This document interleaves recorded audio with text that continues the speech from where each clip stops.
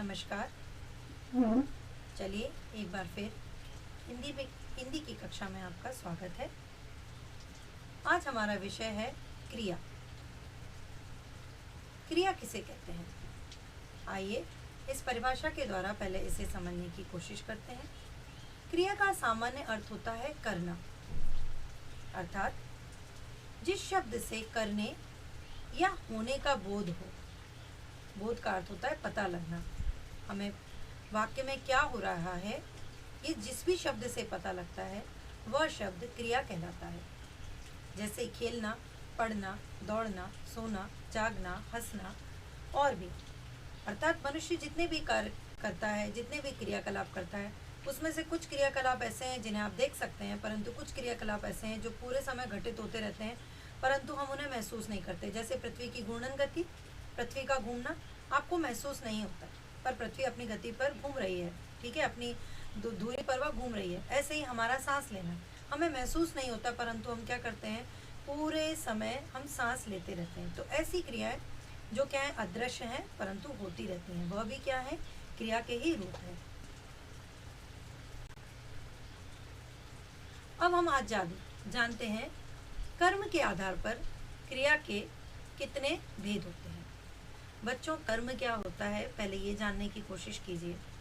कर्ता द्वारा किया जाने वाला कोई भी कार्य जो होता है, ठीक है, जो क्रिया की मदद से किया जाता है वह कर्म होता है। इंग्लिश में जिसे हम ऑब्जेक्ट कहते हैं, हिंदी में वही शब्द जो है कर्म कहलाता है। किसी भी वाक्य को बनाने के लिए हमेशा आपने देखा है कि हमें एक क्रिया की सबसे पहले आवश्यकता होती है। एक क्रिया अपने आप में संपूर्ण वाक्य हो सकती है।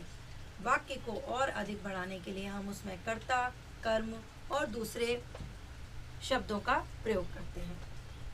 तो कर्ता, कर्म और क्रिया। कर्ता, कर्म और क्रिया। जैसे राम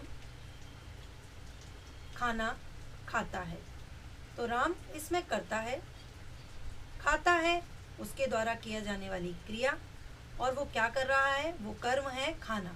क्या खा रहा है, वह खाना। तो ये जो वाक्य है बेटा, ये आपका पूरी तरह से एक उदाहरण है जो आपको बताता है कि सकर्मक क्रिया वाले वाक्य कैसे होते हैं। आइए अब हम जानते हैं। वाक्य दोनों तरह के होते हैं, जिनमें अकर्मक क्रिया या सकर्मक क्रिया दोनों हो सकती है। तो ऐसे वाक्य जिनमें क्रिया के साथ कर्म नहीं होता या क्रिया का कर्म पर कोई प्रभाव नहीं पड़ता, माने क्रिया के साथ कुछ ऐसे शब्द दिए होते हैं जिन्हें हम कर्म मान सकते हैं परंतु वो क्रिया का उस कर्म पर कोई प्रभाव नहीं पड़ता। जैसे जागना, उठना, चढ़ना, सोना आदि। बहुत सारी ऐसी क्रियाएं बेटा जो हमेशा अकर्मक ही होती हैं, ठीक है, वो आपकी किताब में भी दी हुई हैं, कुछ मैंने यहाँ लिखी हुई हैं। तो वो हमें याद रखना है कि इस तरह की जो क्रियाएं अकर्मक है और इनके साथ अगर कर्म आए भी तब भी ये क्रियाएं सकर्मक नहीं हो जाती, ये हमेशा अकर्मक ही रहती हैं। सकर्मक क्रिया ऐसी क्रिया जिसमें क्रिया और कर्म दोनों होते हैं और क्रिया का कर्म पर प्रभाव डालती है या कर्म क्रिया पर प्रभाव डालता है। दोनों ही क्या करते हैं, आपस में एक दूसरे के साथ जुड़े होते हैं। अब जानते हैं कि कैसे पहचाने कि वाक्य में जो क्रिया है वह अकर्मक है या सकर्मक है। वाक्य में क्रिया के सकर्मक और अकर्मक रूप को हम निम्न तरीके से पहचान सकते हैं। वह तरीका क्या है बेटा, कि वाक्य में क्रिया शब्द के साथ क्या शब्द का प्रयोग करें। क्या शब्द का प्रयोग करें बेटा, क्या शब्द का प्रयोग करें। वाक्य में क्रिया शब्द के साथ क्या शब्द का प्रयोग कर एक प्रश्न बनाएं, और अगर प्रश्न का उत्तर कर्म प्राप्त होता है, यानी कर्ता उसका उत्तर ना हो, वाक्य में दिया गया कर्म अगर उसका उत्तर होता है तो क्रिया सकर्मक है, और अगर उत्तर हमें कर्म नहीं मिलता तो क्रिया अकर्मक है। ठीक है, चलिए अब इसको उदाहरण से समझने की कोशिश करते हैं कि क्या मैं आपको इन पंक्तियों के द्वारा समझाने की कोशिश कर रही हूँ। पहले हम एक उदाहरण लेते हैं। वाक्य है राम ने पढ़ लिया। अब इसमें बच्चों राम जो है करता है, क्योंकि काम करने वाला वही है ना, और जो काम करने वाला होता है वह कर्ता होता है, ठीक है। ज्यादातर संज्ञा और सर्वनाम ही आपके कर्ता होते हैं, ठीक है, आपको पता होना चाहिए। तो राम क्या है, आपकी संज्ञा है, और पढ़ना उसके द्वारा किया जाने वाली क्रिया है। अब जो पढ़ना शब्द है उसके साथ आप क्या करो, इस क्या शब्द का प्रयोग कर एक प्रश्न बनाओ, और अगर उस प्रश्न का उत्तर आपको ये वाक्य देता है, ठीक है, खाली उत्तर ही नहीं देता, उत्तर देते समय अगर वह उत्तर कर्ता ना हो, ठीक है, कर्म हो, तो ये जो क्रिया है ये आपकी सकर्मक क्रिया हो जाएगी। परंतु जब मैं प्रश्न बनाऊं, क्या के साथ प्रश्न बनाऊं कि क्या पढ़ा, और मुझे हर बार उत्तर मिले राम ने पढ़ लिया या पढ़ लिया, तो ऐसे हालात में क्या हो रहा है बेटा, किसी भी हाल में मुझे उत्तर जो है वो कर्म नहीं मिल रहा है, तो ऐसे में ये जो क्रिया है ये अकर्मक क्रिया बन जाती है। तो वाक्य में जब क्रिया के साथ क्या शब्द का प्रयोग करके आप प्रश्न बनाते हैं, और उस प्रश्न को करने पर वाक्य में अगर आपको कोई शब्द जो एक कर्म है उत्तर में प्राप्त होता है, तो ऐसे में उस वाक्य के अंदर आई क्रिया सकर्मक होती है। तो चलिए यहाँ पहचानने की कोशिश करते हैं क्या क्रिया सकर्मक है। देखें, पढ़ना मैंने आपको बताया क्रिया है, तो चलिए इसके साथ बनाते हैं। राम ने पढ़ लिया, क्या पढ़ लिया, क्या आपको वाक्य से उत्तर मिल रहा है? नहीं। राम ने पढ़ लिया, क्या पढ़ लिया, राम तो नहीं पढ़ लिया, कोई राम को थोड़ी ना पढ़ेगा। तो हमें कहीं भी इस वाक्य से ये नहीं पता लग रहा कि उसने क्रिया किसके साथ की, ठीक है। तो ऐसे में ये जो पढ़ शब्द है बेटा, ये आपकी एक अकर्मक क्रिया है, ठीक है। चलिए आगे बढ़ते हैं, ठीक है बेटा। चूंकि उचित उत्तर नहीं आया तो ये क्या है, आपका पढ़ना शब्द एक अकर्मक क्रिया है। अब इसी वाक्य को कर्म के साथ हम लिखते हैं। राम ने पत्र पढ़ लिया। देखो बेटा, यहाँ मैंने एक नया शब्द जोड़ा है, वह है पत्र।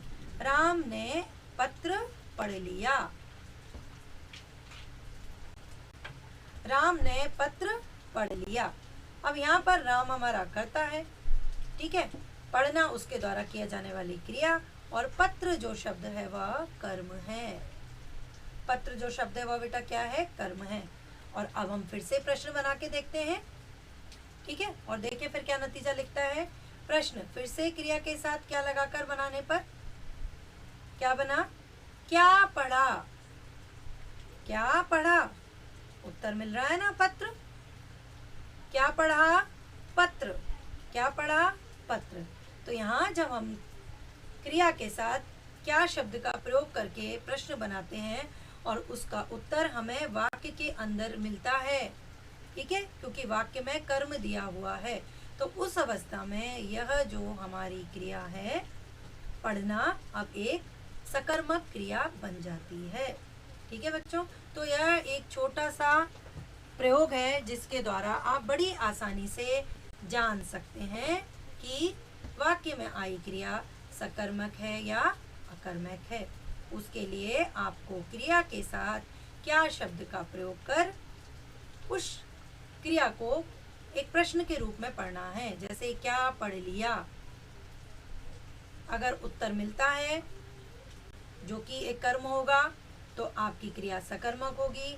अगर क्या पढ़ लिया का उत्तर कर्ता ही आता है तो क्रिया सकर्मक नहीं है।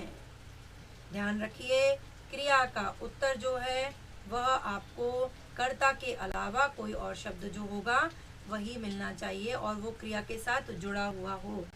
अगर वह क्रिया पे कोई प्रभाव नहीं डालता, उसके साथ जुड़ा हुआ नहीं है, क्रिया उसके बिना भी संपन्न हो पाती है, तो फिर आपका वह वाक्य अकर्मक क्रिया वाला होगा, सकर्मक क्रिया वाला नहीं होगा। जैसे मैं आपको एक उदाहरण बताती हूँ। राम सो रहा है, क्या सो रहा है, उत्तर तब भी हमको राम सो रहा है मिल रहा है, ठीक है, यानी ये कैसी क्रिया है, अकर्मक क्रिया है। चलिए, राम चटाई पर सो रहा है, क्या सो रहा है, फिर भी हमको उत्तर मिला राम चटाई पर सो रहा है। यहाँ ध्यान रखने वाली बात है कि आपको प्रश्न केवल और केवल क्या शब्द के साथ बनाना है, किसी और शब्द के साथ नहीं। सकर्मक क्रिया को जानने के लिए केवल और केवल क्या शब्द का प्रयोग आप क्रिया के साथ करके प्रश्न बनाएंगे। आपको कहाँ, कौन, किसे, क्या, किसे, कौन, इन शब्दों का प्रयोग नहीं करना है। केवल और केवल क्रिया के साथ क्या शब्द का प्रयोग करना है। जैसे ही आप क्या शब्द का प्रयोग करते हैं और अगर उसका उत्तर आपको वाक्य के अंदर मिलता है तो मानिए आपकी क्रिया सकर्मक है। अगर आपको उसका उत्तर नहीं मिलता, और प्रश्न क्या है आपका, क्या, ये ध्यान रखिएगा, प्रश्न आपका कहाँ नहीं है। जैसे मैंने आपको कहा ना, राम पलंग पर सो रहा है, तो मैंने ये नहीं कहा कहाँ सो रहा है, नहीं, आपको हमेशा प्रश्न बनाना है क्या सो रहा है।